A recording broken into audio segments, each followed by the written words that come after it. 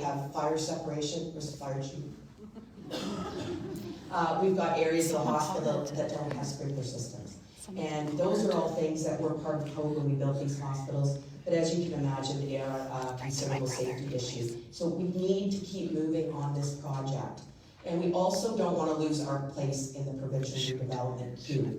And I've been given the assurance from different levels of government that keep working on it, work on getting it right, work on hearing from your people and making changes. But there comes a point, as you can imagine, there's, I don't know how many hospitals in the queue, but I can tell you there's 6 of us that are all sitting around the $1 billion budget that are coming in 50 to 60% over. And government wants to see hospitals move. So, you know, we've got an opportunity to be innovative. 967 million, almost $1 billion. I know we can do this. So we don't want to delay, but we also don't want to move too fast where people can't influence what we're seeing. So a little bit, obviously, of why we're here today is to hear about this concept. And again, I can't stress enough, we thought we were, but I don't know that we're always hitting the mark. People think that this is a done deal. It is not. This is a concept we went away with. We've got it to a point. What we're here today, as Mayor Kelly said, is to hear what other solutions you might suggest. But at the end of the day, our current model that we're doing today, duplicated services, are not going to be affordable for the future. So we have to come up with something different, and this is something different that we've suggested. So Bracebridge site would possibly be acute. Both hospitals will be acute care. Both hospitals will have 24/7 emergency departments, and this is the part that, again, my emergency background and taking a look at the vast geography that we have to serve. I am really glad that we weren't at one hospital, because I think we need 2 emergency departments that are full service. So both of them will have that. Bracebridge, the focus of care there for the entire region would be predominantly ambulatory care services. And these are services that I'll speak to in a few minutes. But it's about having the focus of care in these 2 centers so that we can gain efficiencies and we can make sure that we're attracting people that want to do the work that they want to do. And Huntsville will be acute care as well. Their focus is predominantly on inpatient, complex patients that come into hospital and oftentimes need a longer acute length of stay, and as well often need some support services for recovery so they can get home. The third part of this, I mentioned it earlier, was how important it is that we build these hospitals with our community so that we truly are building a healthcare system, not just 2 hospitals. I believe you folks have got these handouts. We were hoping that numbers would help people understand this concept. Bracebridge acute care would be, as I said, outpatient services, and the square footage definitely is going up. The focus on beds, and again, I'll just stress that the future of hospital care isn't just about beds. In fact, I think you'll be getting most of your care either in your communities or in hospitals in an ambulatory care way. So currently now we have 67 beds at Bracebridge. We have those services there. This model is proposing that the focus be on 18 beds. 14 of those would be short-stay medical surgical patients to accommodate a good portion of the admissions that would come through the emergency department. Also be available for other surgical length of stay, patients that might need to stay 2 to 3 hours, and we definitely would have that flexibility. We haven't nailed down all the particulars on this. Again, it's a concept. And we also heard, this is the one thing that we heard at the 11th hour from our clinicians, that they felt that if we had a 24-hour emergency department, we really needed some form of ICU care. So what we're proposing here is a level 2 ICU, and there'd be 4 beds. You'll see in both sites, we are going here from 11 emergency room visits to 27 emergency rooms. This is a significant, more than doubling the footprint of our emergency department, which if you visited it, you know how important it is that we get this in whatever build that we go with.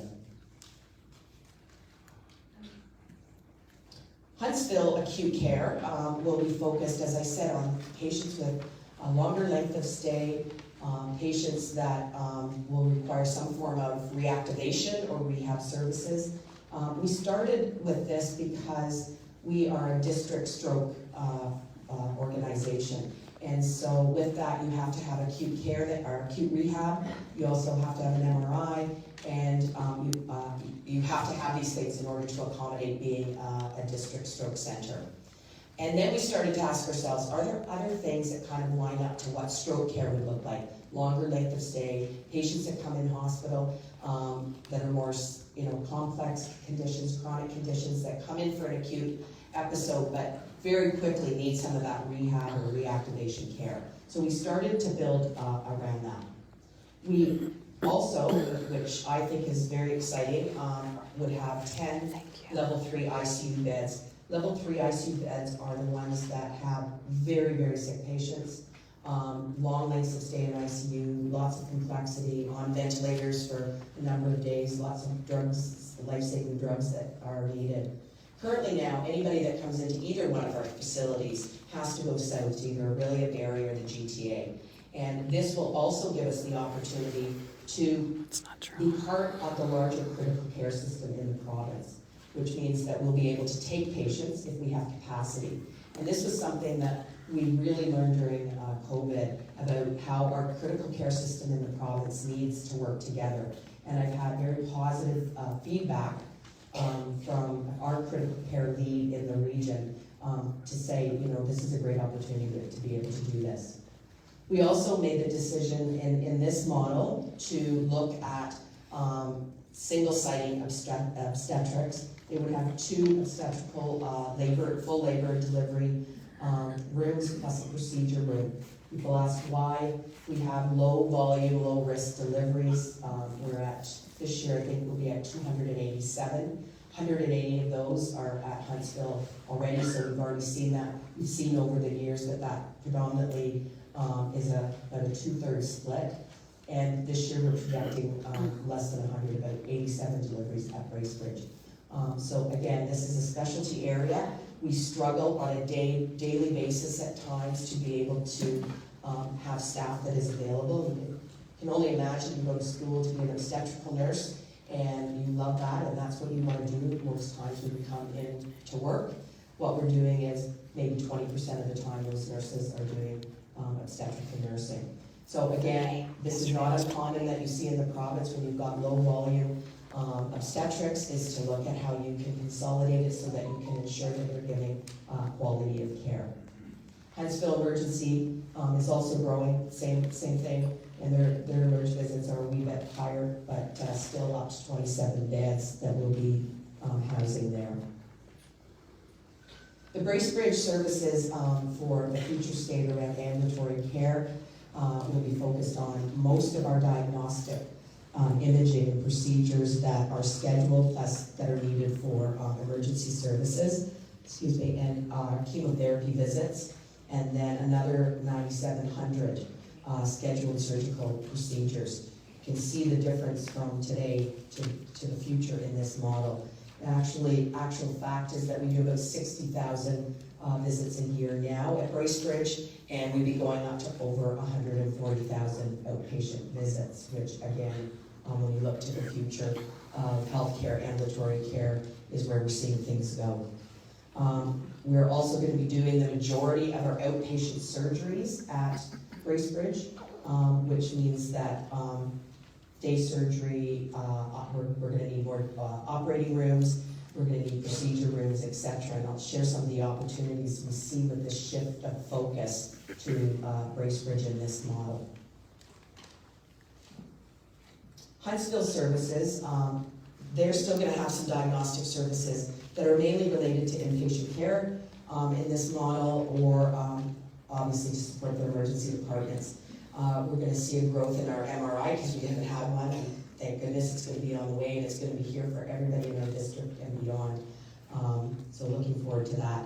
Dialysis is an outpatient service. However, in discussion with our regional program and by geography, We're going to keep it at Huntsville for now. There could be in this model some other opportunities that we could explore. But again, we've got 8 or 9 years down the road to see how things change. And same with chemotherapy. I mean, again, 5 years ago, people were getting systemic therapy through intravenous. Nowadays, people are getting oral therapy. There's so many things changing. So our model has to have some of that flexibility, whatever model that we land on.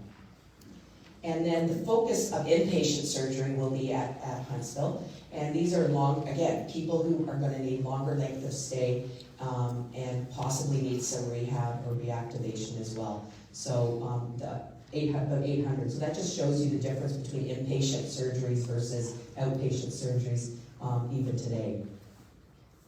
Huntsville will also need to have 2 operating rooms, obviously to do our inpatient surgery, but there's always that time when you're doing an inpatient surgery and a baby decides to come along and need a C-section, so we've got to have that redundancy for that.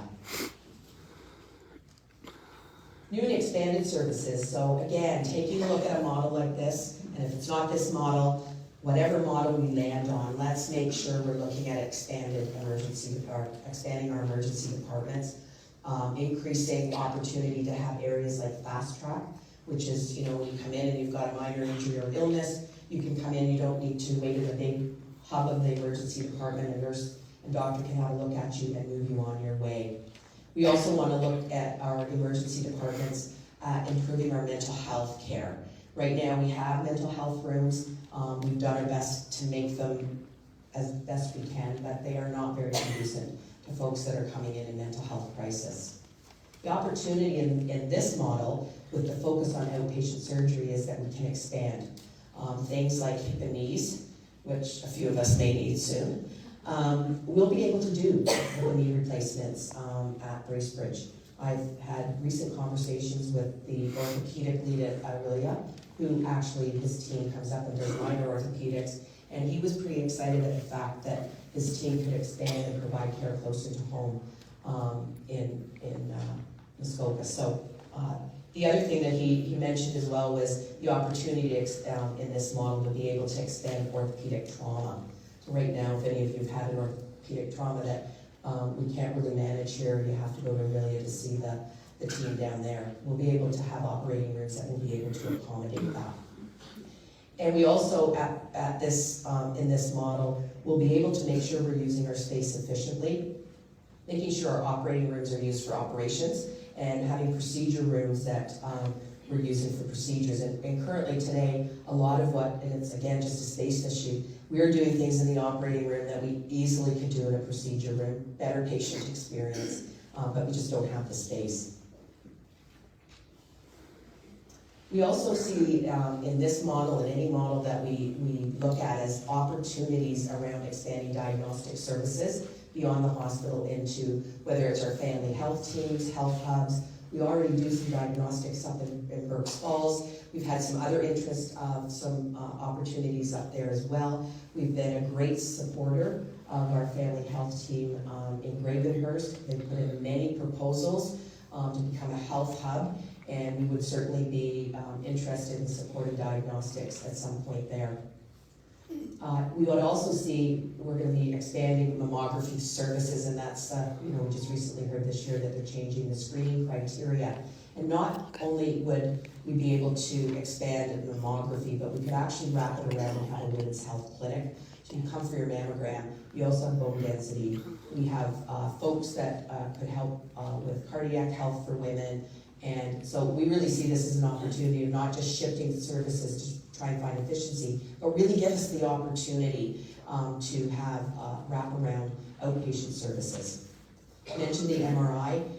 The other thing we're looking at in these models as we've been doing the block diagrams is how we can integrate Indigenous healing practices to support our First Nations. We've got a long way to go in this area, and I'm hoping we can do some of that even before we build our new hospitals.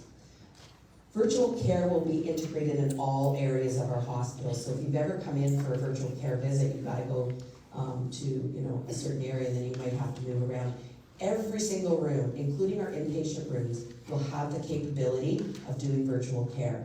And what does that mean? People will be able to talk to other teams at our other site, be able to communicate and do care between virtual care with other hospitals in the region or elsewhere.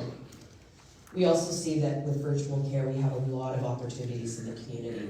I know we got a bit of work to do on internet service. Somebody mentioned that at one of our sessions, very true. If we're going to be doing things remotely into the community, we'll definitely have to make sure we've got that on the radar. So we are expanding beds, and we're looking, regardless of what model, we've been moving up from 123 beds that we currently have now between 2 sites to 34 beds. In this model, the number of beds are different, and that is because of the type of service. Again, this is a concept. We're trying to do focused care at these 2 sites to get the best bang that we can in our hospital healthcare system. The level 3 ICU I mentioned, again, this will be care closer to home than we currently don't have today. We just got designated for rehab, acute rehab, which is very exciting, and we hope to get some of that up and running. Again, space is a limitation, but again, this is an expanded service that not only can support stroke, but in the future support lots of other acute rehab needs.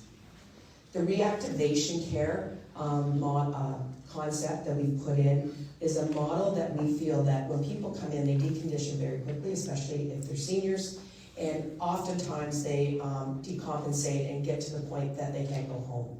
And we all have heard about what alternate level of care. These are patients that end up in hospital and then can't go home and sit in hospital until they can find their final destination. I mean, there is hopes. We've heard from the province around opening more long-term care beds, but we really feel in a model like this, where we would have a reactivation program, that we can actually prevent people, you know, from being ALC. Once they've finished their acute stay, get them up, get them moving, and get them home. So overall, we feel the benefits of this concept will also allow staff to have a focus of care when they come into work with patients with like diagnosis and care needs. We feel that it actually will assist in the recruitment of specialty staff and physicians. You think of an obstetrical unit where you're going to be doing obstetrical nursing 80% of the time versus 20% of the time. That is a real focus. I'll just say that this week we had an obstetrical nurse that came and worked with us. I think we probably trained her, Melissa, and she resigned and went to Aurelia. So this is what we're dealing with. This is the reality, and quite frankly, we don't really see that it's going to get any better around some of these low-volume services.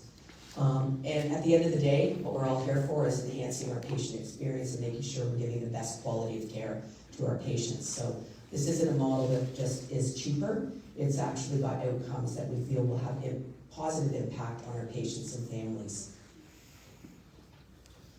And we definitely have work ahead of us, regardless of what the model ends up looking like. Our new model, this new model, any new model is going to be different. And we can't underscore that that has an impact on the people that are working in the organization as well as the people that use the organization. So we, again, whatever concept we decide to land on, we have to be ready and prepared to have some change management support. And, we all say, oh, well, I've got 8 years. Well, 8 years will go quickly, especially when we're hearing things about what will medical coverage in a new model look like? What will medical coverage look like for our staffing models alone? What we've heard a lot, regardless of how we make this model look like, we've already got transportation needs, regardless of healthcare. But if we change the model and people have to drive for some of the services because they're only at one site, we've got to take a look at innovative ways of looking at that. And I know, in the district, we've heard some innovative things that are coming down the pipe. We also know that in other organizations that have multi-site, they have come up with their own transportation system for patients and families to shuttle between sites, as well as working with private, non-urgent transportation. So these are all things that are yet to be determined, but we know that they're work that regardless of the model, we need to work on. And then, we firmly believe that we want to get as many services as we can in our different communities. The Port Carly. In order to do that, we have to build relationships with those that are currently there, for those that want to open up those doors. And it's not about the hospital just divesting their accountability and saying we're not doing that in the hospital anymore. We have shown through our Ontario Health Team work that partnerships where everybody has a bit of skin in the game actually gets better outcomes for everybody. Next steps, we're doing community and other stakeholder engagement on this model or any other model that we want to discuss. At the end of the day, we can't carry on with the same model, but we're here to listen. Again, I just keep saying it, Mayor Kelly, we want to hear from people. How does this fit? What do you think of this? Could we do something different? And if it takes us some time to get it right, we'll take the time. We continue to have discussions with our local share contributors because that is a big piece of what has to go in with the submission. We had a target and we continue to have that target if we can do it, but if we can't, then we'll push it out. With March and April being the time that we have everything organized for stage 1.3 and we'd be able to get approval, board approval, and then submit the stage to the ministry in the spring.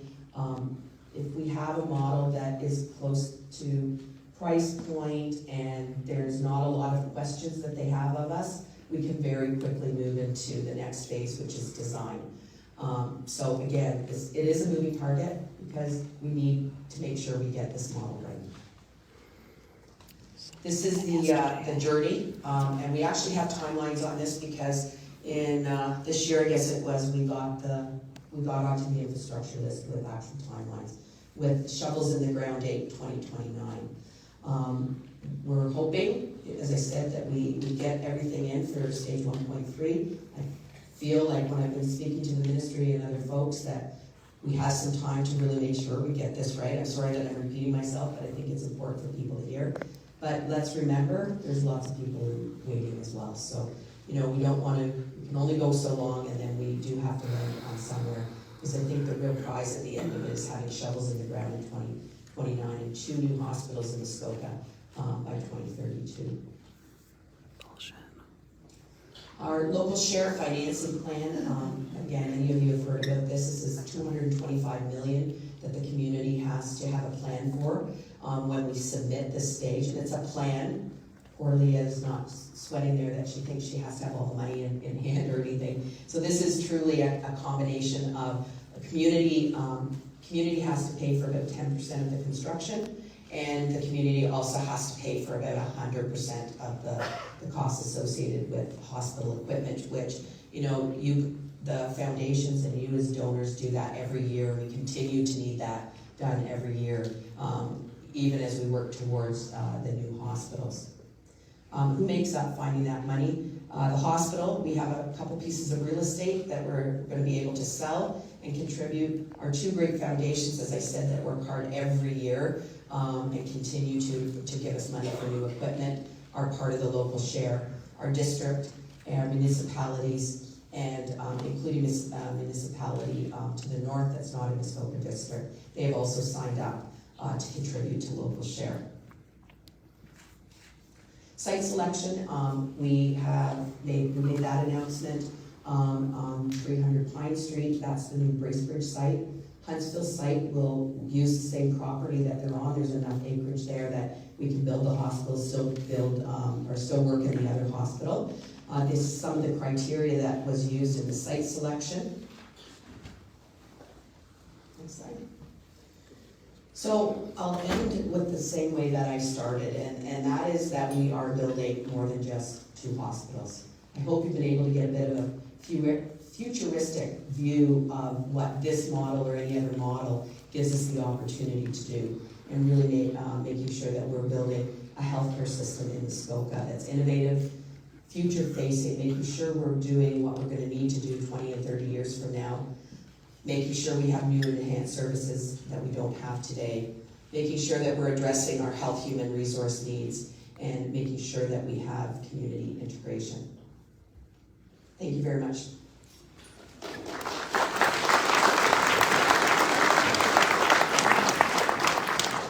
Thanks, Cheryl. That concludes our formal presentation for tonight. We're going to move into some questions. Mayor Kelly is going to lead it through the process. We've been asked at previous meetings if we're recording the questions and the answers. And our communications team, Tracy and Allison, are recording all of the questions and all of the answers, so we have documentation of this going forward. So with that, I'm going to turn it over to Kelly again. Well, thank you very much, Maureen, and thank you, Cheryl, for that. I'm going to do a couple of things. First of all, I think a big hand for the MAC board. This is not statutorily required. They're here because they want to appeal to the community and take feedback and take some guts. So let's give them a round of applause.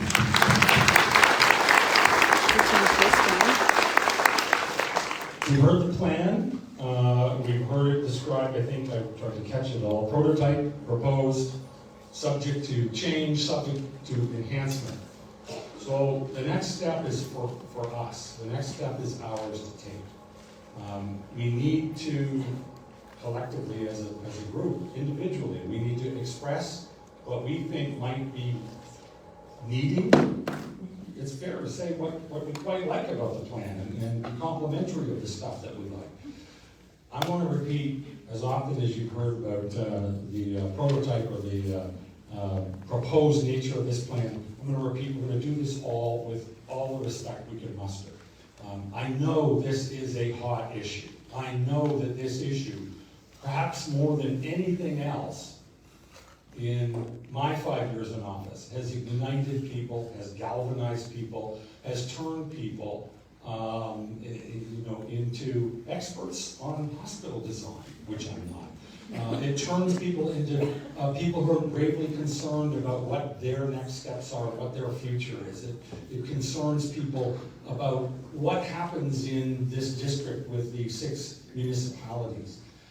I can tell you, and I'm pleased to tell you, there are at least 2 other mayors here. Mayor Nancy Alcock from Huntsville, and gives a wave. Mayor Rick Maloney from Bracebridge is here. Councillor Brenda Rhodes, the deputy mayor from Bracebridge is here as well. As is, we're going to meet Susan Mazan, deputy mayor from Muskoka Lakes, is here as well. You'll have to trust me because maybe you can't see it, but the focus that we bring, certainly around the district table, has been in the 1 year that I've been there since I was elected as mayor, and for the 4 years that I watched it before that, it was focused on unifying 6 municipalities with different backgrounds, different experiences, different aspirations, different needs, different everything you can imagine. Bringing them together into one common entity and giving us one common goal to go out and make this whole district better. And what I don't like about what's happening since this plan was revealed is I think we're going backwards. We're reopening things like Me Too and How About and town versus township and permanent residents versus seasonal residents. That's not helpful. So we have to figure out as a team, as a group, how to make constructive feedback available to the people who will ultimately revise this plan and bring it back for another look so that it better meets our needs. So we're going to do it through engagement with everybody here. I was at the meeting last night in Bracebridge. I think your presentation ran roughly the same time, and I think we might have had 25, I didn't keep track, but 25 questions perhaps that were asked. We believe we can be concise and tight with our questions, so we're going to anticipate 40 questions. And we're going to do a little system here to get everybody engaged and everybody who wants to ask a question among the first 40. They're going to pull a number out of a hat and they're going to know what number in the structure they get to. Totally random. There's no favoritism. We're not going to prefer pro versus con. Your number will come up. We'll bring people up in groups of 5. I hate to be this administrative about it, but literally we're just trying to put some order to this and make sure everybody understands the rules. We'll bring up people, 1 through 5, 6 through 10. You'll get to ask your question. You'll have roughly 2.5 minutes. I will give you the warning when we're at the 2-minute mark. And at 2.5 minutes, we all get to applaud the input because this is not an easy thing. Anybody who comes up to the microphone and asks a question is going to get lots of applause from this group at 2.5 minutes. resounding round of applause to help them move on and back to their chairs. It's not democratic. So we're going to hand these cards out, and then I'm going to give you a quick sample of. I've drawn card number 1. I think I left it in my office. No, it's here somewhere. Anybody who doesn't, who needs assistance and isn't comfortable trying to get to the podium, put your hand up, and we'll make sure you get a card as well. And we'll bring the microphone to you. So, who's going to come up? If you have a question and you would like one, please just come up and come up. Go. We'll give you a number you get to pick.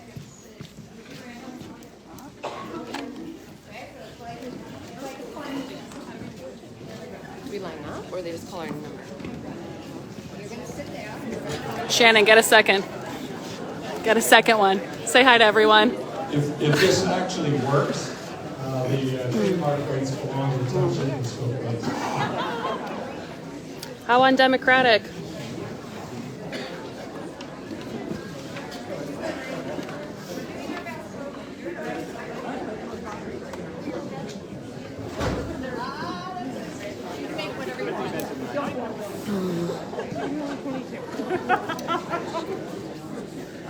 Okay, if through some miracle we get through 40, we'll start recycling at 1 again, and then we don't have 40 cards.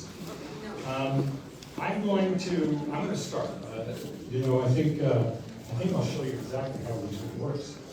Shouldn't you pull the number out of the hand? Pull your number. So I'm going to address through the microphone this way, and we're going to make our point and ask our questions, and there will be a timer. And I will be applauded off, I'm sure.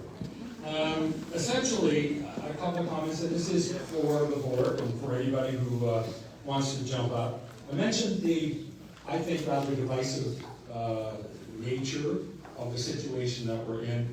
I think there's a lot of people in my community, and I think throughout the district, that is concerned about the reaction of 40-some-odd doctors who signed a letter and distributed it rather broadly. I gave some thought to why that letter got the reaction it did, and I think it comes down to a simple matter. If you look through the hierarchy of trustworthiness, and I raised this issue with a couple of you earlier, what's at the top? Puppies are at the top. Doctors are number 2. And you gotta go a long way down to get to municipal politicians. Disrespectful. And healthcare administrators. But I'm very concerned about that. I'm very concerned about the message that I'm hearing among my population, not unlike, I think, the message that Mayor Maloney brought yesterday on behalf of his constituents in Bracebridge, that there's a feeling our healthcare future is at risk by virtue of the new structure. That by moving so much to Huntsville, we expose ourselves to second-rate care, a lot of travel, inconvenience, and challenge. I keep it really simple. I would very much like to hear now. I know we're not going to solve it today. We can debate it all we want. I think it's important to know that this board would agree right now to meet at the earliest convenience with a representative group of those 40-some-odd doctors. I think there's 41 of them, 5 or 6 of them, in a meeting that's facilitated by somebody who's able to find common ground, and then come back to the public with something that indicates that there is common ground and there's something to work with going forward. Because until that happens, I have to sit down. Thank you, Mr. Mayor. I'll provide a few comments. I'll answer your last question first. We have a meeting for February 20th through the Credential Staff Association. All these positions are part of the Credential Staff Association. Actually, we received a statement from the president of the Credential Staff Association, Dr. Alice Small, yesterday. The summary of it is that we are going through a positive process. The more we plan, the more we see benefits. And we have a large proportion of the medical staff who are in favor of the model, understanding that improvements are required and further input is required. And to the topic of physician concern, Yes, a group of our colleagues, primarily in the Greater area, have concerns more so around transport and number of beds, and I will comment on that. Before I comment on that, I will just highlight the steps we took for physician engagement. Out of every 3 physicians, 1 was invited to participate in user groups, and ultimately out of 4 was included in user groups. And these user groups happened in a sequence of events, up to 6 rounds of meetings. And with each iteration, there was more input and there was more improvement and more modification. Examples are the number of beds, the number of ICU beds, the coverage by internal medicine, general surgery, both sides. Just some examples of the improvements. In terms of the concern about travel, yes, these 2 hospitals are not identical, and as such, there will be some travel back and forth. Some services will be more focused in Huntsville, some service will be more focused in Bracebridge. The benefit of that is focusing experience and at the same time maximizing the use of our resources and creating focus centers or centers of excellence that will serve everyone in Muskoka. And I will just use one statistic to identify sort of a bed serves a function, and so the number of beds is not an absolute measurement of what's offered at the hospital. But an important piece of statistics for the audience tonight, and I shared it last night, I hope it was well listened to. 95% of the time an individual goes to any of these hospitals, the person will not require to get admitted to a bed. 95% of the time. The rate of admission through an emergency room visit is 8%. The rate of admission after surgery is 5 to 8%. So let's say the Bracebridge site is an example, give it is closer and give it that it looks to have a smaller number of beds, so maybe there is little concern there. Smaller number of beds, but more services. 5% is the risk that someone will be admitted needing to stay more than 3 nights and as such needing to go to Huntsville. And again, the types of services in Huntsville are different. These are longer term care situations, higher level of ICU, more rehabilitation and reactivation for complex medical situation. And so if out of these 8% admissions, maybe 5% will need a longer length of stay. That's less than 1 in 20. So the chance of anyone here in the audience going to any of these hospitals, it's less than 1 in 20 chance that you would need to go to Huntsville to be admitted in the longer term for a longer type of care. That's just a statistic that's important to highlight as well. Thank you. You have to ask. No, you have to ask the number. There's no question. Do we have to be less than 2 minutes? Then you will Yes. It doesn't apply here, right? Okay, perfect. Okay, just wanted to confirm that. Peter?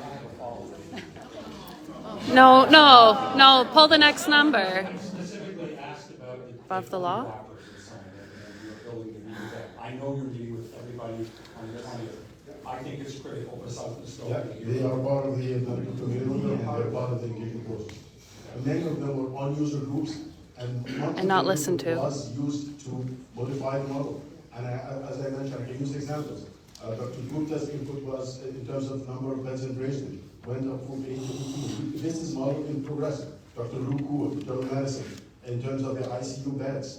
Dr. Mike Mason, emergency room medicine, in terms of coverage by general surgery and internal medicine 24/7 on both sides. These are just 3 examples, but most of out of these physicians, first of all, a number of them were retired physicians long time ago from Muskoka Urban Healthcare, so we take their input as citizens rather than as part of the people involved in the day-to-day challenges of our current system. But out of the remaining 24 physicians, half of them were on user groups.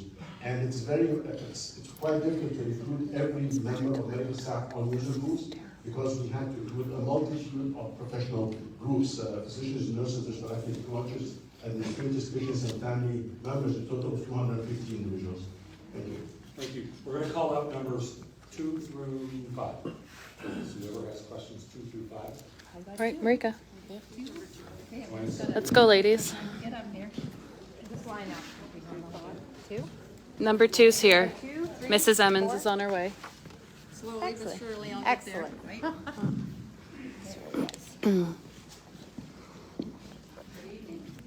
Can I turn around and just face the... I'm a nurse. So I have to face the audience. And I don't mean any disrespect to you. Okay? Into the microphone, Lynn. Okay, no disrespect to you.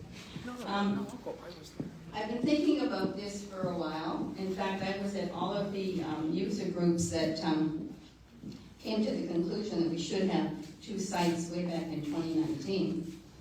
They did a cost study then too, you know, by the way, and they came up with $800 million that would fund the 2 sites. The use of the term hospital really bothers me when you're talking about Bracebridge. Because according to the Ontario definition of hospital, they fall very short in that definition. The term hospital, acute care, of which they're talking about, means that, yes, there is an emergency room. Yes, there is an operating OR attached to the hospital, of which we don't see in this model. Yes, there are beds where patients can be taken care of with trauma, acute illness, post-surgical care. Now, there is a study that they just did, Ontario did this study, by the way, that showed that if you have an emergency room without attached OR, now this OR they're talking about is daycare, it's day surgery. If they go home at 5, now you need an OR, and they just did this study that showed that if you have an emergency room without an OR attached, your chances of increased morbidity, which is death by disease, or death by mortality, increases exponentially. And that in rural areas, your life can be saved by an emergency room with an OR attached. Now sure, we've got 14 beds here, and they're talking about filling the beds. But what are we going to fill the beds with? All those patients that need any surgery are going to have to be sent up to Huntsville by ambulance.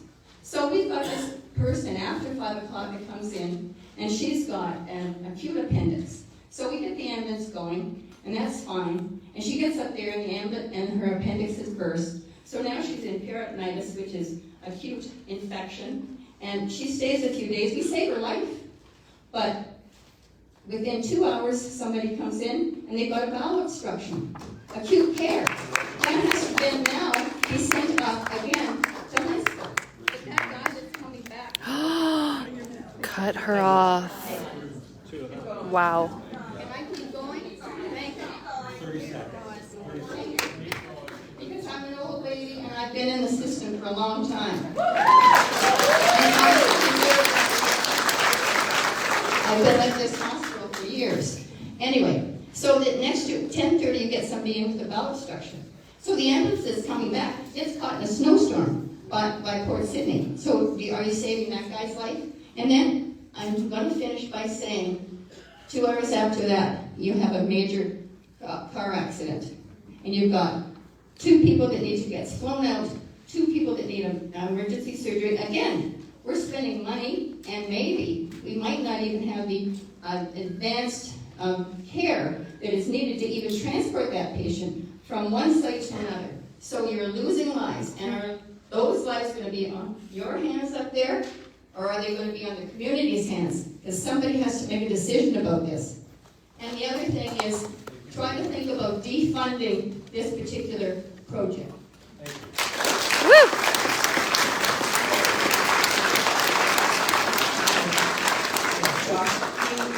Thank you for the question, and us old nurses you've got the experience, and thank you for sharing that with us. We've got Lindsay Bishop here, who's our manager of surgical care, and there are some clarifications that we'll make to what you think will be there, just so that you understand what we're actually talking about with the surgical program. Oh, sorry. I can use this one. And just to clarify, there will be surgical services available at both sites every day, after hours, and on weekends. The operating rooms will be running at both sites. There will be general surgery available, and you will be cared for in your emergency department at whatever site you go to, and will be able to have surgery just like you do today.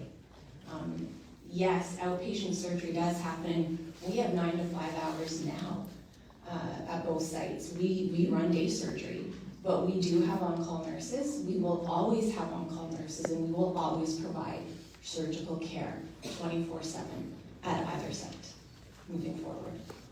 Okay? Just to clarify. Thank you.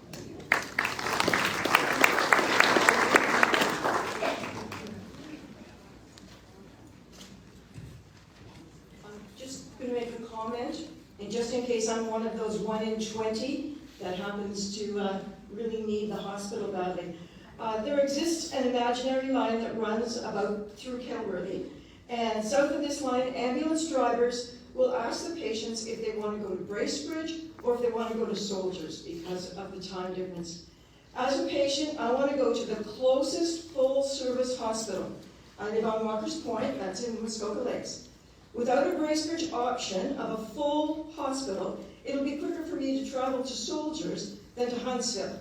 Without a full hospital in Bracebridge, that imaginary line will now move to about where True North Log Homes is. So anybody south of that, it's quicker for them to go south than it is to go north. As a matter of fact, where we're standing here right now, it's quicker to go to Soldiers Memorial than it would be to go to Huntsville Hospital. The mandate of the board was to come up with a plan with 2 equal hospitals. That's what we were expecting. What you're now proposing is to replace South Muskoka Memorial Hospital with a 24/7 walk-in clinic, which is a breach of our trust and also the funding commitments that our municipality and district have made. I would request that Gravenhurst, Muskoka Lakes, Bracebridge, and the district adjust their funding commitments to reflect that most of the South Muskoka residents will be heading to Soldiers. As Soldiers looks at their own development, they may want to make adjustments in their plans to accommodate South Muskoka. For the doctors in Gravenhurst, Aurelia is only 30 minutes away. You could apply to have hospital privileges there and not have to live in a dorm in Huntsville, away for your family, or shut down your practice while you're on call. I would also ask the MLA and Friends of Muskoka, whose members have been so generous in the past with donations to our local Bracebridge Hospital, to make them aware of what's happening and to rethink which full-service hospital is closest to them for the future financial support. To the board, this Made in Muskoka solution has turned its back on the residents, nurses, volunteers, support staff, family support units, seasonal residents, long-term care facilities, and the physicians of South Muskoka. We expect better from you. We deserve better from you. Please find a Made in Muskoka solution that includes all of Muskoka equally. Woo!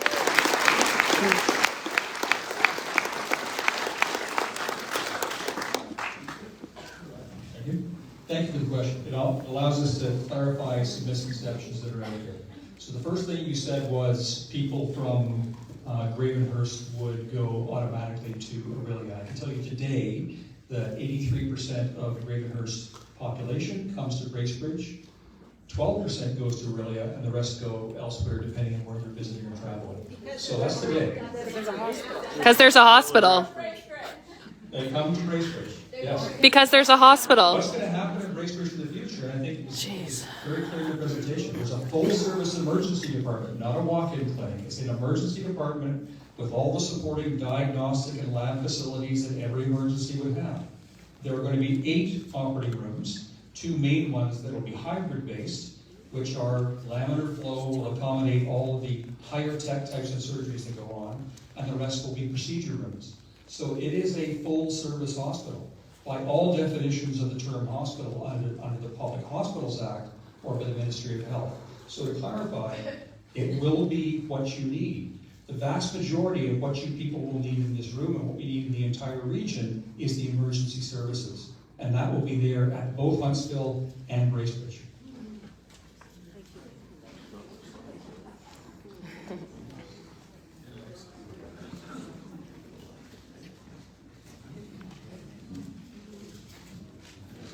Questions to the board.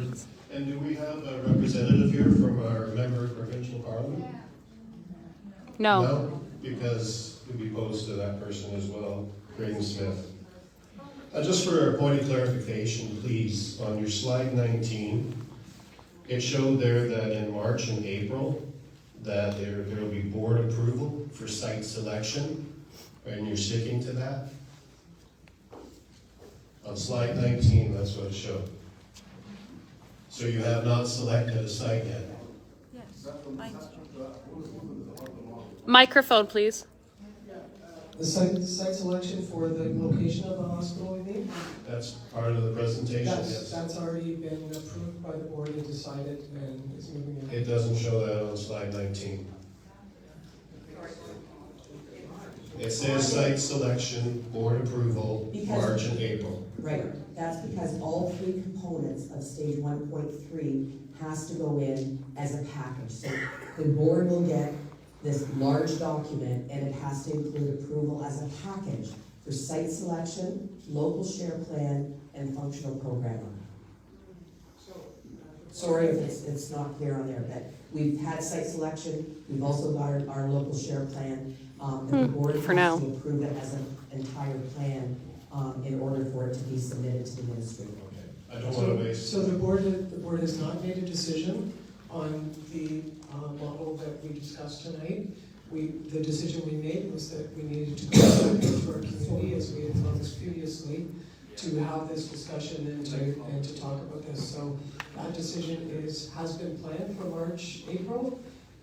It may be delayed given the discussions we're having this week. I just want a clarification on that. Moving quickly, because I want to save time for everybody else. So I understand in 2017 the ministry's direction was one hospital proposed. It'd be interesting to know where that would end up being geographically and population-wise. It would not be in Huntsville. And so the stroke center would be able to move. In 2023, it was shown that the 2 hospitals would be required, but there was a shortfall of approximately $500 million. And yet, between 2022 and 2023, our provincial government cut $1.7 billion from our hospitals and other healthcare facilities. Yet you state that money is tight. I'm wondering where that money went. And Inflation. also, I do appreciate the work that you have put into this. I've chaired multiple boards. I've been president of a large organization that had 1,187 members. And one of the things that I did when we were planning for large projects that depended solely on provincial and federal funding was build into the funding plan or budget through projections with Stats Canada and also the Bank of Canada, inflation rates, and also contingency. I feel that our provincial government miserably failed with this, and that's why we have also the shortfall that we have. And I am asking our MPP, Graydon Smith, and you as our board to push back to the provincial government and try to get this money out of them because they miserably failed with their budget planning. And let us have the 2 full-service hospitals that we deserve.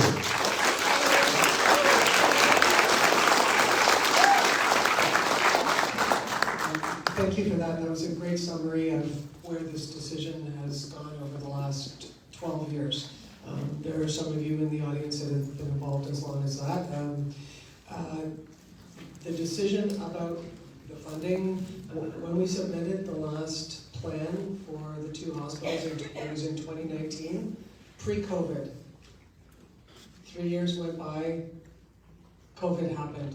And how hospitals are built now have been changed forever because of COVID. So there have been a lot of things that have happened. Which you only knew in September? Process that ourselves and, to be frank, the government didn't have control over. We're happy to go back and ask for more money, but you need to understand there are many other hospitals in the province going through exactly what we're going through. So if anybody can think of some innovative way to ask for the money, we're all yours. Yeah, go and ask. Marika. I just wanted to answer the stroke question. So we have gone back, we have had conversation with our regional stroke center, which is RBH. And the reason that the stroke center was, the district stroke center was chosen for Huntsville is because of the geographical location, because they have to consider where the next closest stroke center is, and it has to serve all of Muskoka. So you have to go as far as Barrie and as far north as North Bay. So that's not something that you can change. But if there's one hospital, just one hospital, that would be centrally located, would be Highway 117, based on geographical and population. So would the hospital and stroke center move to Highway 117 if there's one hospital? So the one hospital model is not on the table today. And the stroke center was established after the one hospital model was rejected comprehensively by the community. And those municipal representatives that are here tonight can confirm that that is not on the table now. And that model didn't have a regional stroke center included with it at the time. Okay, So that's where we're at. Thank you. Number 5, I'm allowed number 5 to speak in the interest of time. Could we get 6 through 10, please? Yep. Thank you. Go ahead, Marika. Go ahead, 5. Hi, I'm Closer to the mic. here, and this is actually my 4th meeting, but I can actually physically attend it. It is the first meeting where I have not had a baby attached to me. I am very concerned about the model of having only obstetrics in Huntsville. For the past 30 months, I have been working with the OB team in Bracebridge. I live in Gravenhurst myself, work in Bracebridge, and I have received care from them, from 5 doctors from a team. I have been able to receive 6 ultrasounds at South Muskoka. I have been able to meet with Dr. Gupta 2 times, receive 2 cesarean sections, 2 beautiful baby girls, and then go back for another 3-night stay when my one daughter came down with, or she had to go to the lights. So all of this is happening. The second time, I had to go back for the other stay. My husband's at home with our 18-month-old. If I had to go to Huntsville for that, I am a week postpartum by myself, knowing that I have a baby at home in Gravenhurst still, because she's only 18 months, with my brand new baby, with no support. When we're in Bracebridge, my husband was able to drop my child off at childcare, come bring me coffee, see how I'm doing, see his brand new child as well, and then return home for work. My issue with this model is there is an amazing team in Bracebridge right now working. I know in one of the Zoom calls, Melissa, you did mention that you don't really meet your obstetric people until the very end. The minute I went in to my nurse practitioner and said, hi, I'm pregnant, I was with every 4 weeks up until I was about to have my baby, I went to meetings with one of the 5 of those doctors. I got to meet that team. I knew that when I got into that OR, I was going to have Dr. Gupta and one of those doctors by my side. If I am going to Huntsville for any of my prenatal care or postnatal care, I am now adding that much of time on.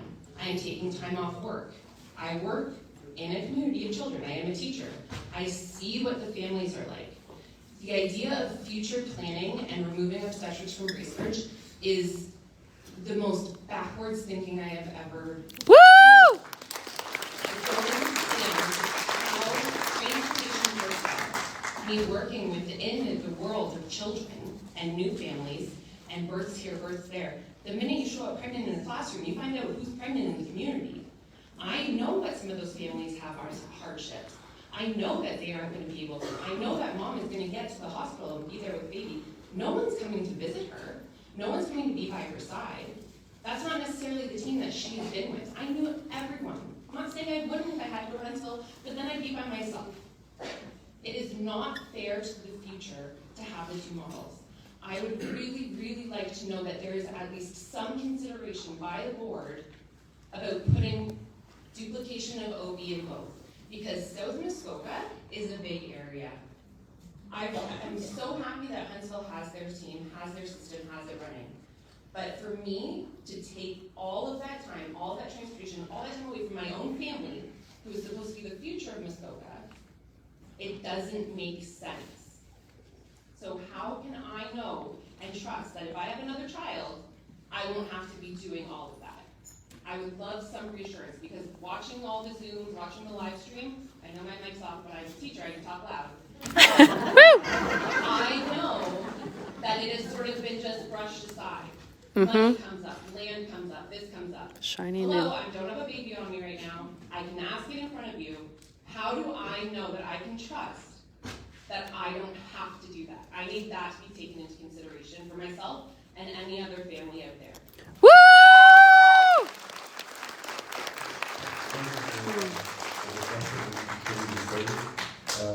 I will start by commenting on the beautiful story that you shared with us, and most of the care that you receive, that you describe at the Bracebridge site, will still be available in Bracebridge. And I will explain how. Liar. Maybe we should be more specific when we speak about the single site in terms of labor and delivery. It's not about all essential care. I will mention 3 factors, and then I'll pass it on to Melissa and Katie to comment from a nursing and staffing perspective. First of all, an anecdote. This slide here is the slide of the Society of Obstetricians and Gynecology of Canada. And 10 years ago, at the annual meeting, I was among those presenting the wonderful obstetrical care providers in Bracebridge, some of whom are here tonight. Dr. Joe Gleason was doing obstetric at the time, and Dr. Christina Hemens, I believe I saw her here. And there's no lack of recognition of what they provide. There's only confidence that in how they can adopt newer models of care that can focus higher quality of obstetrical care and maintain it in the scope. The 3 factors that are affecting the decision are geography, demography, and quality of care. In terms of geography, we need also to keep in mind the nearest level 2 center or center that can manage high risk obstetrics. North of us would be Muskoka, would be North Bay, south of Muskoka would be Aurelia. And so we have the Bracebridge and Humboldt in between.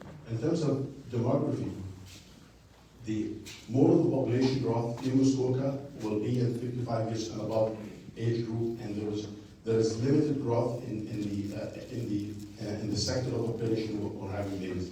We are bound to use the Ministry of Health population data projected 10 to 12 years out, and the numbers are around 300, 320 births across Muskoka. And so these are split approximately 200 and 100 between Huntsville and Bracebridge. And keeping a unit fully staffed for less than 100 births a year really poses a risk to quality and safety of care. At times, some of the obstetric nurses recently out of training will only manage 3 or 4 deliveries in 6 months. And so consolidating service will provide a more reliable coverage. However, what is still included, even with that single setting of labor that we shouldn't go through, you will restudy again. But what is still available? Prenatal care is still available across Muskoka. Postnatal care, lactation support. But it will still be keeping open. Not the hospital. Prenatal and postnatal care, as a rule, is a community-based service. It is not, as a rule, inside the hospital. The fact that it was present in the hospital for a while in Bracebridge, this is the exception rather than the rule. The rule is antenatal and postnatal care is provided in the community. It is not a hospital-based service. Now, in addition to that, the midwifery services are available across Muskoka, and the promise is for us to reassess. Your last point was the promise to reassess not only the bigger plan, but also to reassess and have a plan for the potential emergency delivery of Bracebridge. Because even if we plan for labor and delivery in Huntsville, and everything else still present in both communities, we need to be prepared at the Bracebridge site for an emergency delivery and an emergency C-section. So that is the details are, we do not yet have that. We are working on it.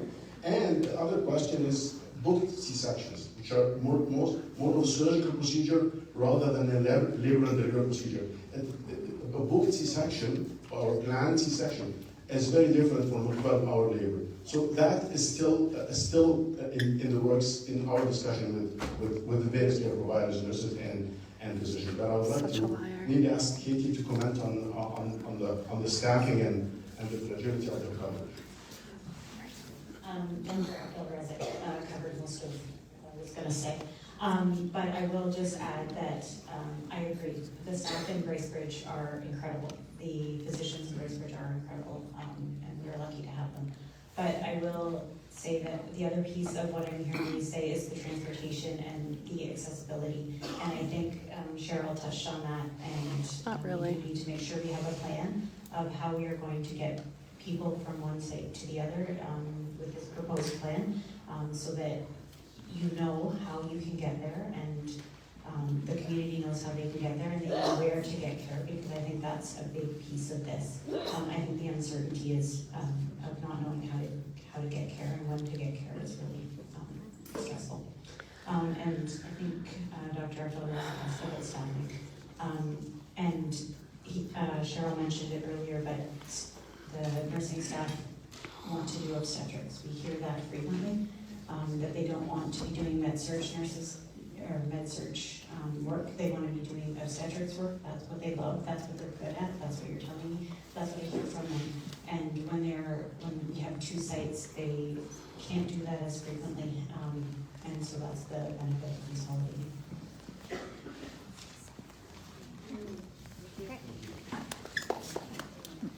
Well said, Mary. If I could just correct one oversight on my part. When I was talking about the mayor's being here, I completely forgot to introduce our district. It's fine. It's fine. Just wanted to It's fine. We're about 40 minutes. We're about 40 minutes left, so as tight as we can keep it, we'll get more people. Hi, I'm Dr. Shannon Lees. I'm one of Woo! the family physicians in Bracebridge. Woo!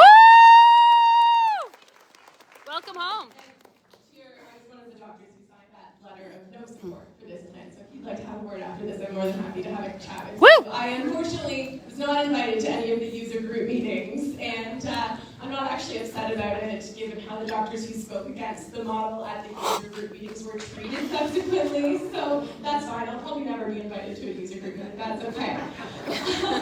My question really is, it's a simple one, and it's a money question.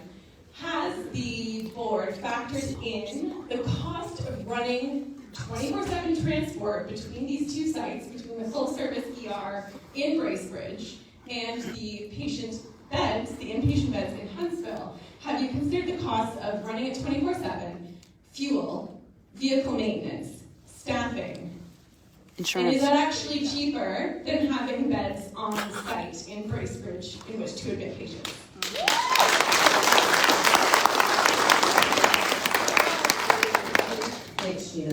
Shannon.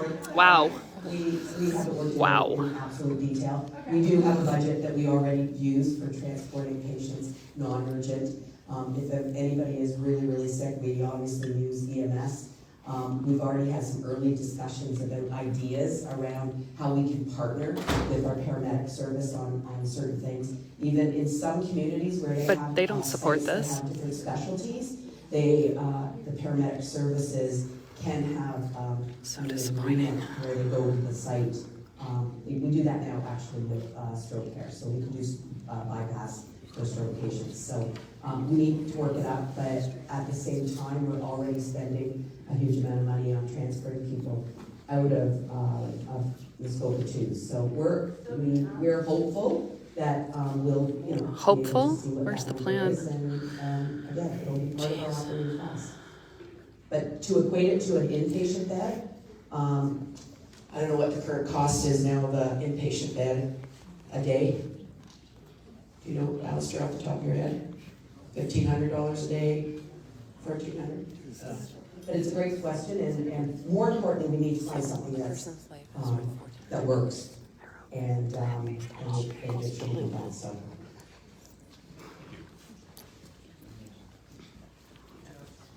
I'm just going to follow up with some more technical questions. I'm Dr. Tina Hemens. Woo! I recognize a lot of people in this room. I look a bit older than the last time we met. So I've been working as a family doctor who practices obstetrics since 1999 in Bracebridge. And during this time, I've worked with many hospital administrations and many boards, and I have respect and I have knowledge of the important role you play in navigating our healthcare system's development. In your presentation tonight, I saw slides that demonstrated the benefits of this concept, but I did not see anything that spoke to the weaknesses of the model or the threats that this model might pose as far as human healthcare resources.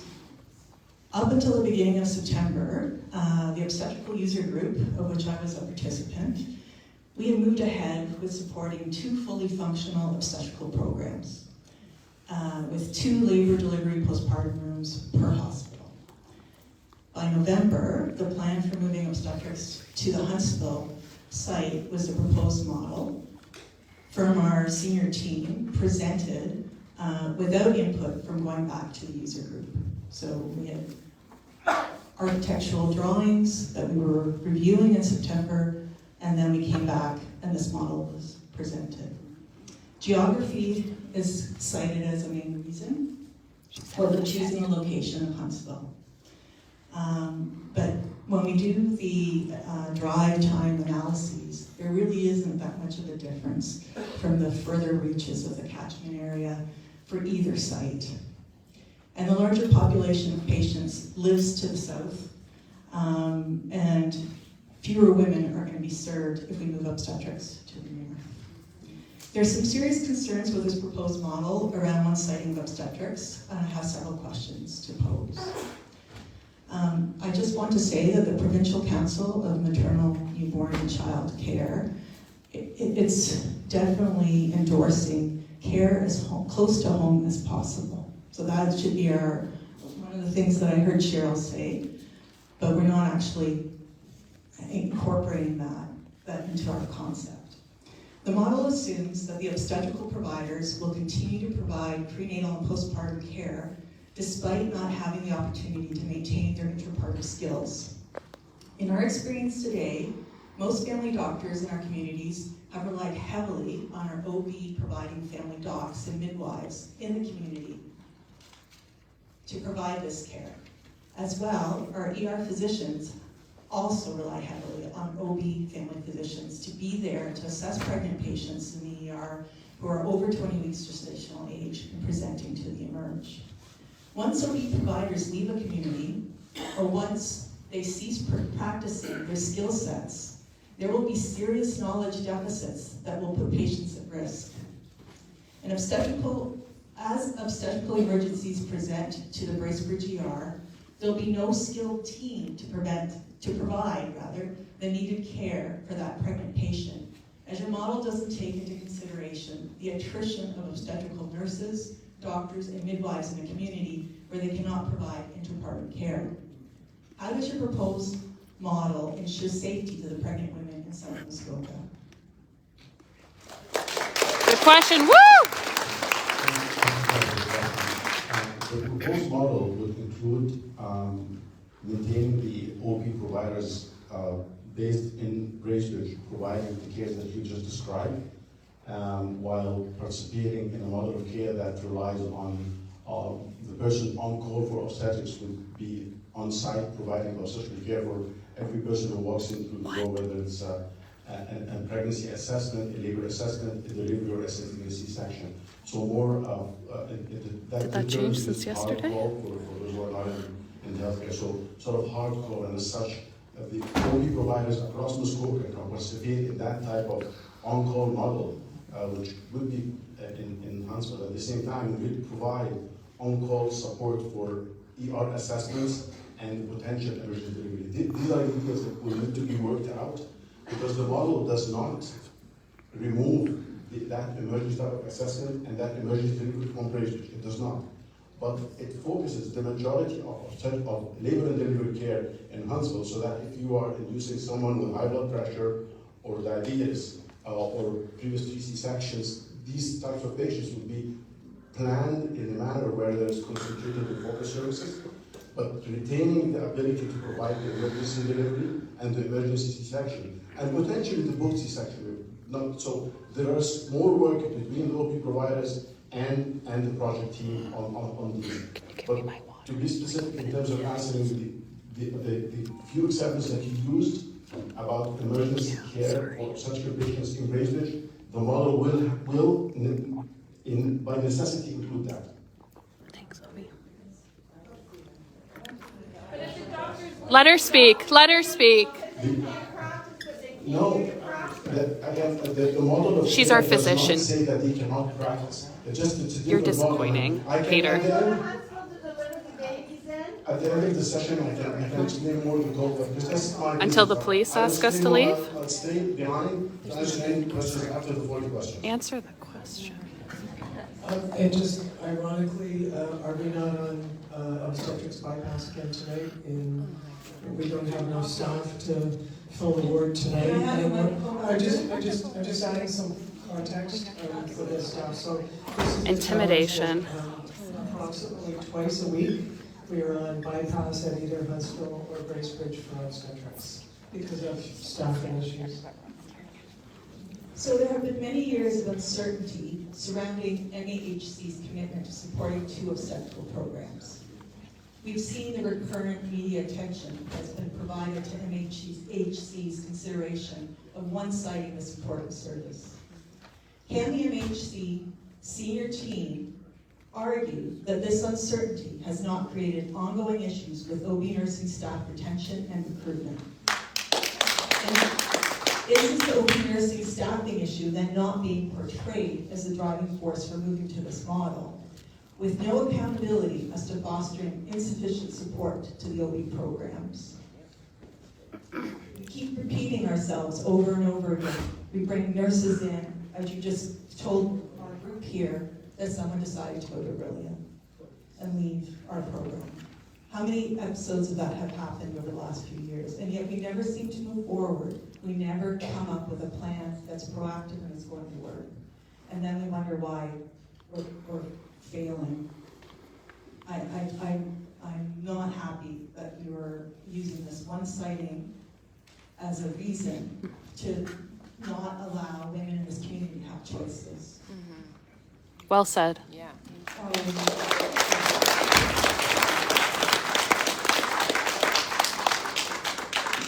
We have had difficulty with nursing staffing over the past probably 8 to 10 years. We get to a point where we've got sufficient staffing and then we seem to have difficulties.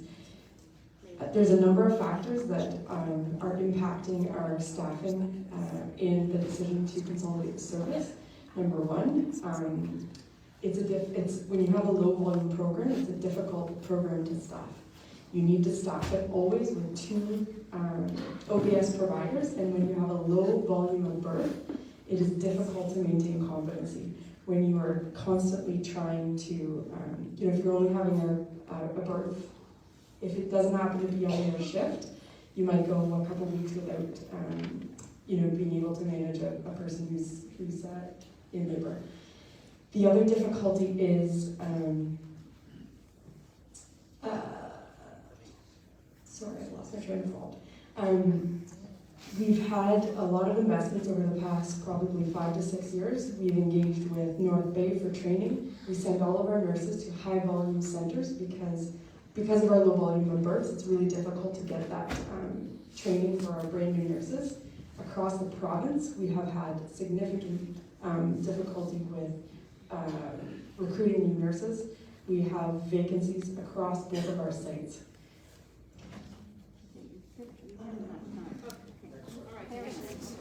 Next, yep, that's. Some solutions, and maybe this is something we take offline, team and others around the clinical, that what would it take to get a sustainable workforce?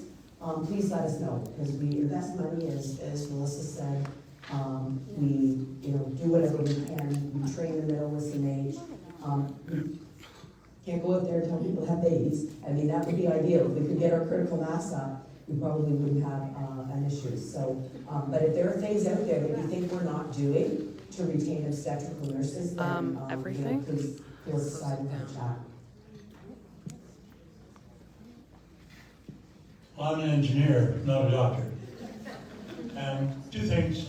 First of all, in the cost of building, was the complexity of the Halliburton or Huntsville site taken into account? And you're building up on top of a big solid rock. I do not see the cost of construction up there being anywhere near similar to to the sites that have been chosen down here. So I would challenge you, if you do like most estimators do, you did it on the number of beds, or the number of rooms, or the square footage. And the actual site preparation is going to be very significantly different. Secondly, statistically wise, you have 32,000 emergency visits here, and you're only going to increase by 2,000. You've got 2,400 in Huntsville, and you're going to increase by 3,000. I don't see that as being a compatible number, and I think you're way out on what's going to happen here in South Muskoka with that 3,000. You're only going to increase by 2,000? I don't think so. Okay, but the other one, and this is from my management background, you put people in a high stress position like emergency. They've got to have time away from there to regroup. You can't put them in there 7 days a week or 5 days a week, whatever their schedule is. They run around shift after shift, days to day, and nights to next night, without giving them some kind of other work. I believe that's the way most of the doctors operate now. They are not 100% in emerge. And I cannot see staffing Bracebridge under your current concept the way you're going to be able to staff Huntsville. Well said. Thank you. Thank you, sir. Hi there. Thanks for your question. We've taken our plans to professional cost estimators. They have looked at the site preparation required for both sites. It's a significant in both sites for sure. Those numbers are definitely included and part of the estimate. It's overall, I don't have the actual dollars per square foot off the top of my head, but they are definitely similar in number. So that's the answer. And in terms of your question in regard to the emergency visits, it's about 21,000 at both sites now. It's expected to go to about 24,000 at both sites in the future.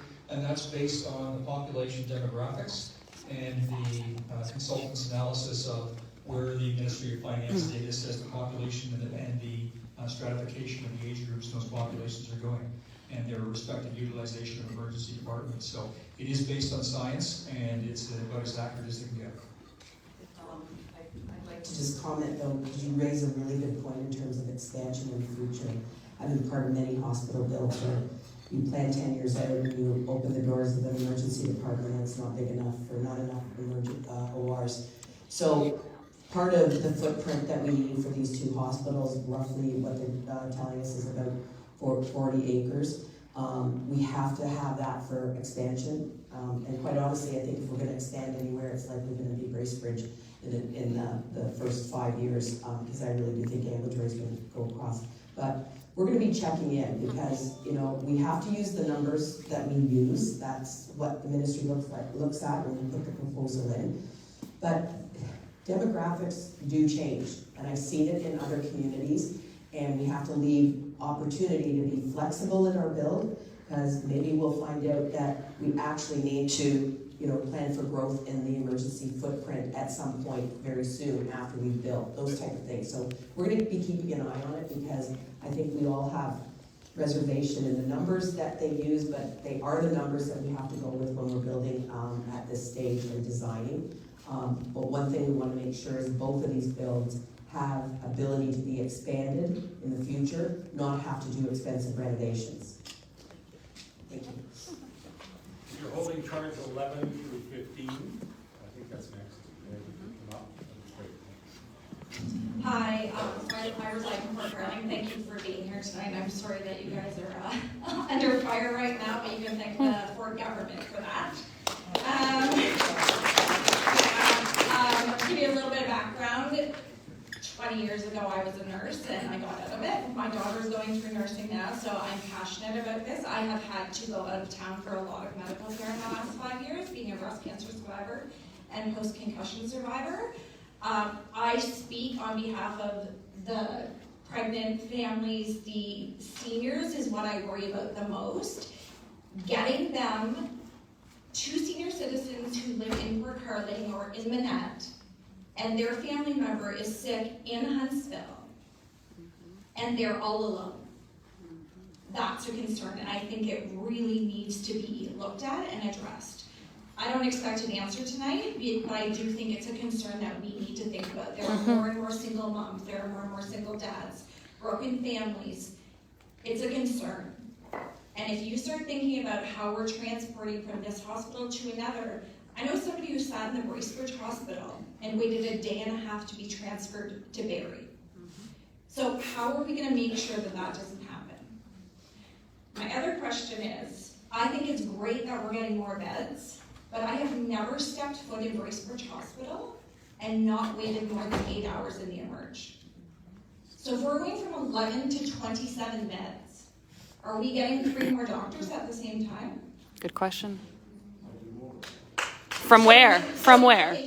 So you're gonna tell me at any given time, there's gonna be more than 1 doctor, because I've never seen more than 1 doctor in emergent Bracebridge. Our current plan, based on the number of beds, is 1 physician per shift at both sides, with the exception of 1 midday shift to cover the busier hours. That's the model as per the Ministry of Health. But when we have these number of beds, there will be at least 2 physicians all the time. From where? There will be a recruitment for additional healthcare providers, nurses, physicians, respiratory technologists, radiation technologists, lab technologists across the board. So so there's a lady here earlier who wanted to, and I don't know a lot about this, but she feels that you guys need to look at some type of daycare for your staffing. To bring people to Bracebridge, bring people to Huntsville.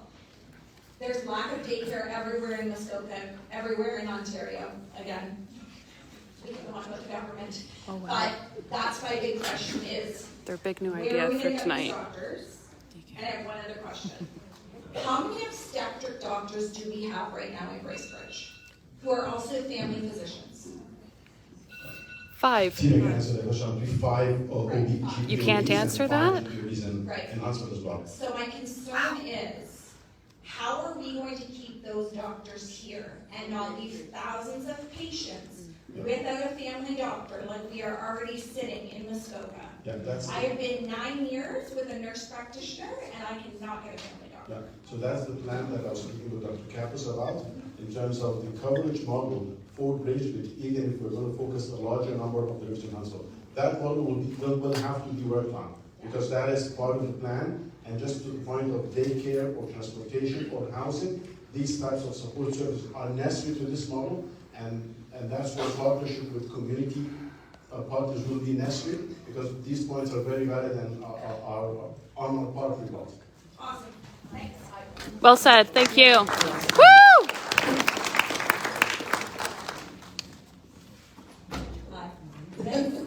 Thanks for the question about staffing. I just wanted to add on the hospital side, so those that are employed by the hospital, not the physicians, but all the other staff. What we do know and what we have seen from the experience of other new hospital builds is it becomes a magnet for talent. People want to work in state-of-the-art facilities, and we are looking forward to that opportunity. The new models of care that we're talking about are team and collaboration based, which is what our applicants are telling us they're very interested in.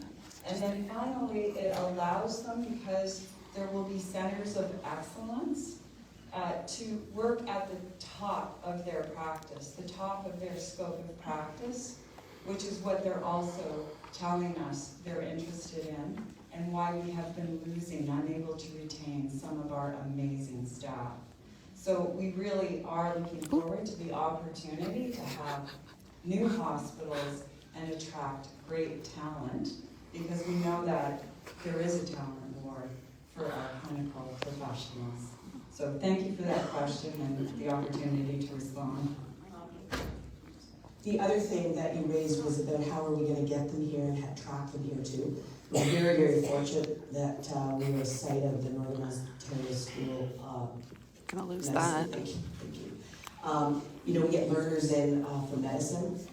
Many are coming from different areas, and when they can see that there's different opportunities that are going to be in the future, you know, I don't know the average length that it takes to become a doctor. But as we're leading into a different model, that's our opportunity to show them what the future could be. We also have, I don't know how many, like close to 100 what we call affiliation agreements with universities, nursing schools, etc. for nurses, 100? therapists, social workers, etc. Again, you know, we are a real learning organization, and when students come in and they can see a future, we see it now that people come and have their experience at MAC and decide to take a job. So this is even more exciting, and they're definitely, I hate to use the word, but it's a feeder into our recruitment. Thanks. Thank you. I think we're missing number 11. Is there a number 11 who's going to regret not stepping up? No. Linda, I think you're on. What number are you, Linda? I'm 12.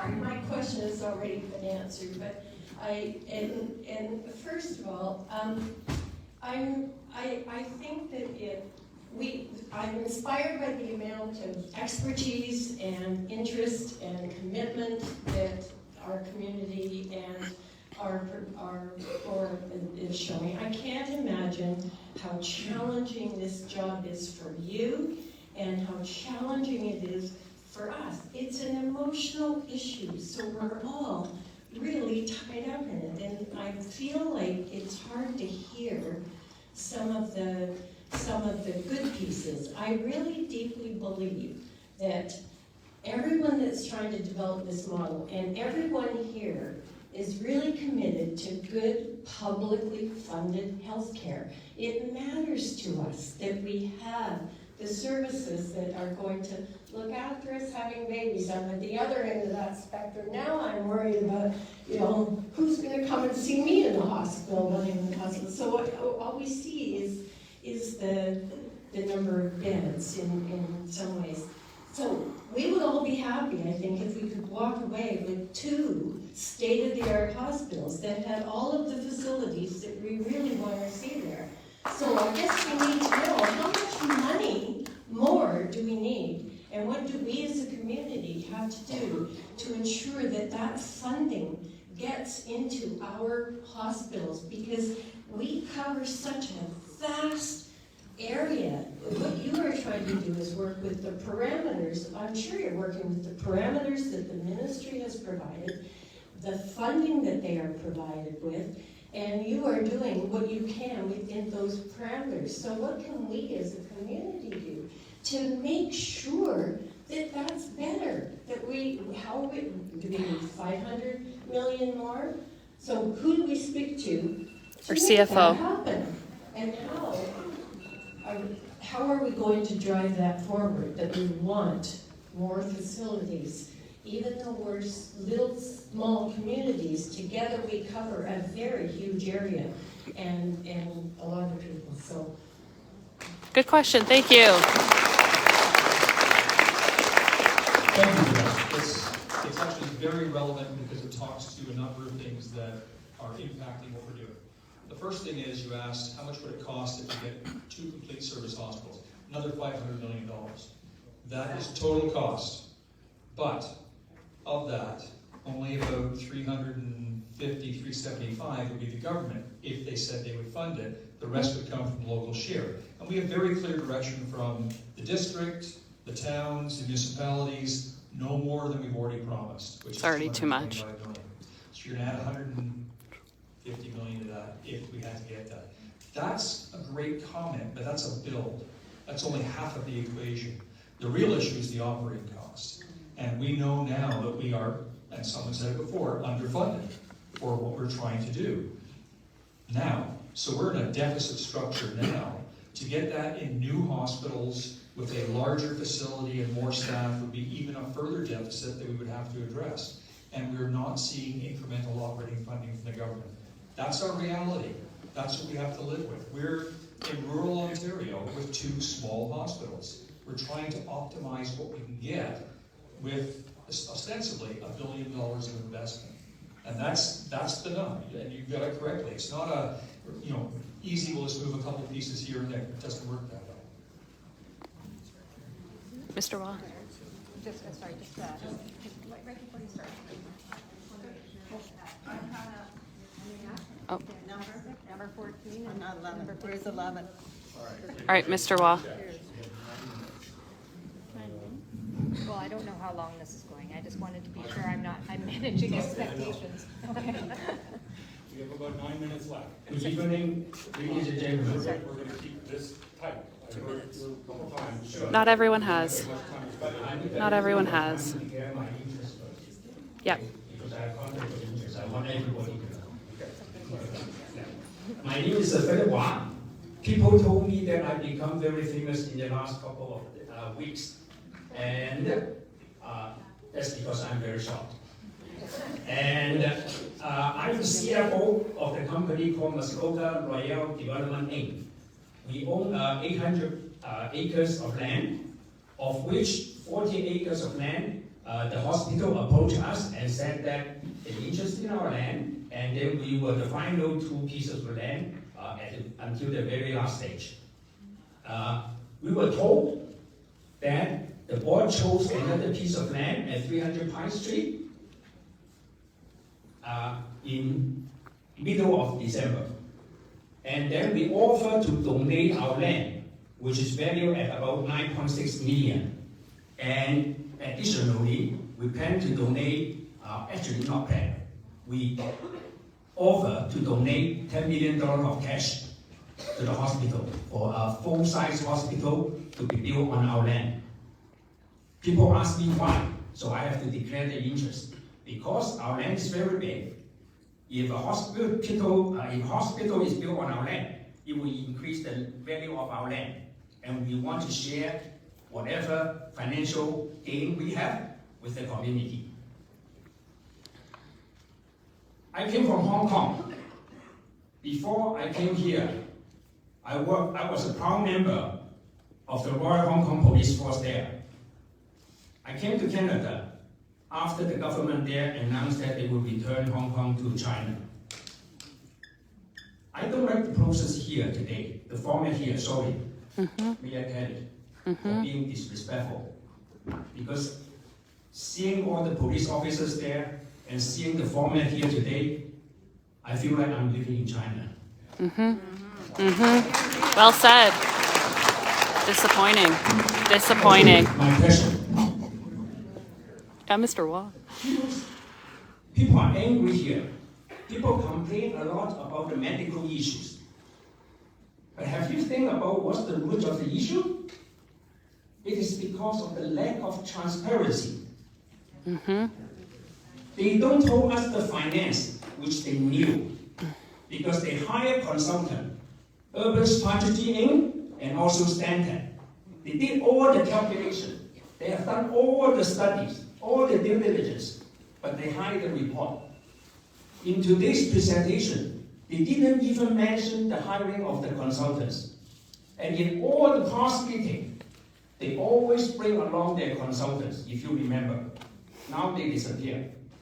So my question, I have only 2 questions. Just answer yes or no. Don't waste time because other people want to speak. Are you prepared to disclose to the public the consultant's report? Number 1, are you going to disclose the minutes of the board meeting on how the whole site selection process is being discussed and decided? Thank you. Woo!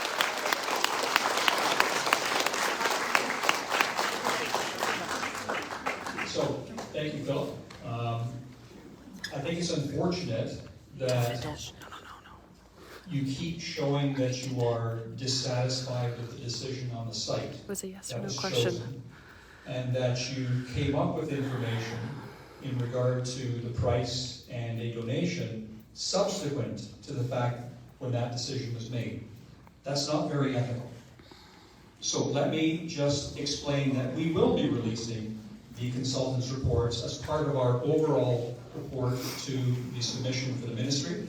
That is part and parcel of the submission, and we don't need Stantec or Urban Strategies or Resources Planning Group here, because we are beyond that piece right now. We are doing community consultations. So your answer to your first question is yes, the information will be available, and it's unfortunate that you don't that you're not satisfied with what the decision is.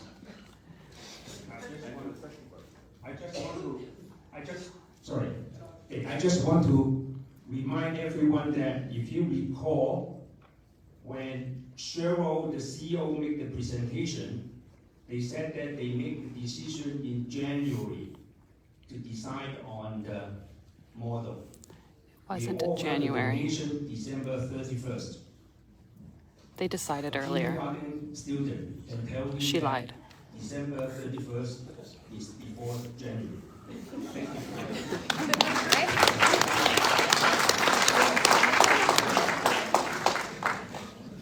I think some of the questions that I had tonight have been answered partially. I'm frightened that I'm going to lose my family doctor in Bracebridge because she delivers babies. She likes to deliver babies. She's not going to be able to deliver babies in Bracebridge anymore. And I don't know what that's going to do for attraction and retention of medical staff.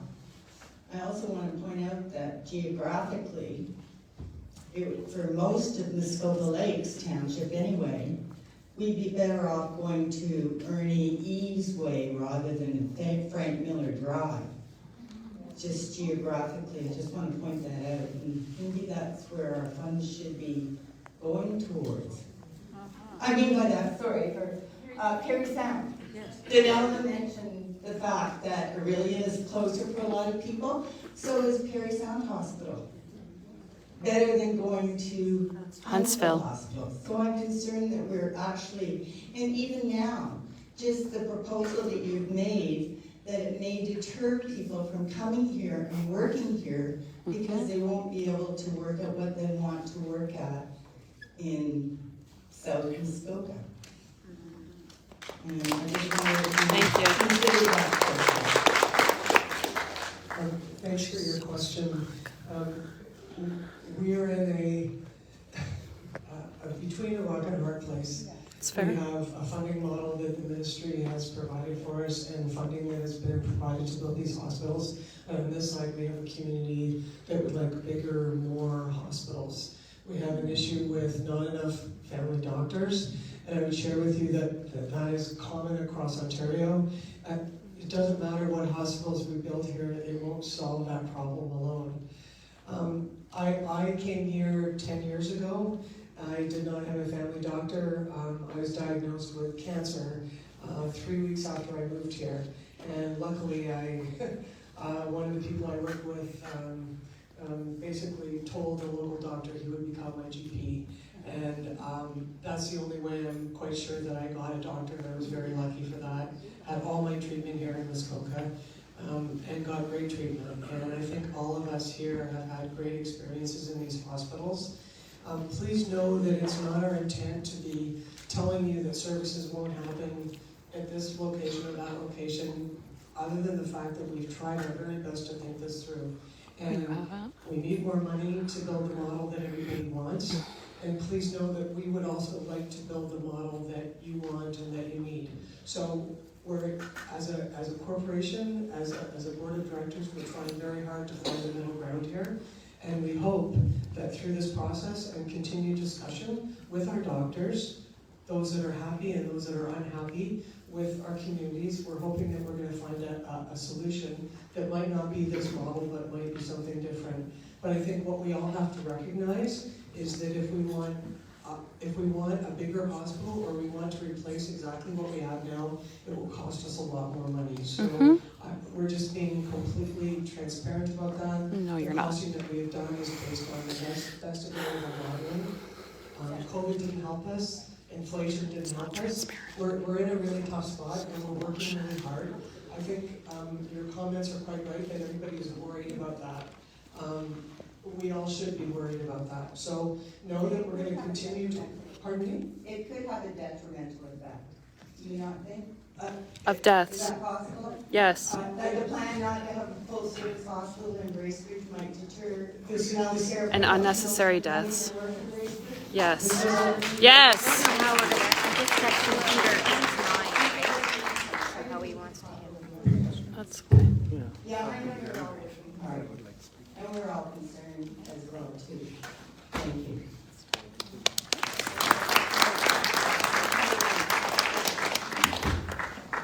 Okay, we have hit the end point. 9 o'clock is on. Can you into the mic, Oh, to the mic. please?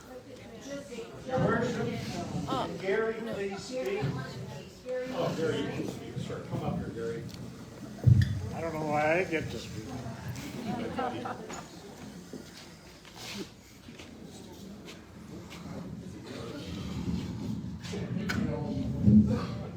Our healthcare system is at a crisis. The Ontario Health has come up with a patient-centered care, which wraps around the patient, but really doesn't involve the patient. Europe is using patient-driven care, where people actually listen. And I think that this proposal that we have here now is not serving the public. I heard one member on the stage say, "You'll get what you need." So they're listening, but we're going to get what they're going to give us anyway. So I haven't seen anything innovative here. It's the same old, same old. I mean, we can't get staff for what we have now, but we're going to get too bigger and think we can get more staff. I mean, it just somehow the only thing that we've really managed to do with this proposal so far is divide the community. And I think all of the transportation, for me, it doesn't really matter because I can't use any of the hospitals.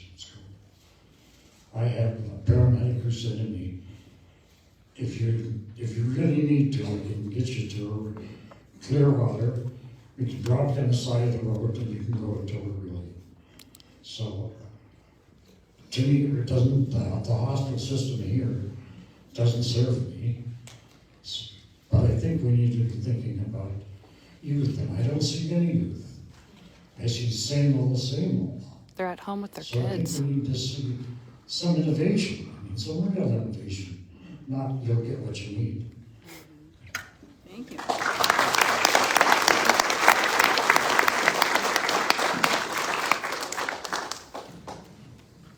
I'll be short. I'll be brief. Oh, you're good. You're good. You're good. You're good. Not a worry. We're at the end of the road here.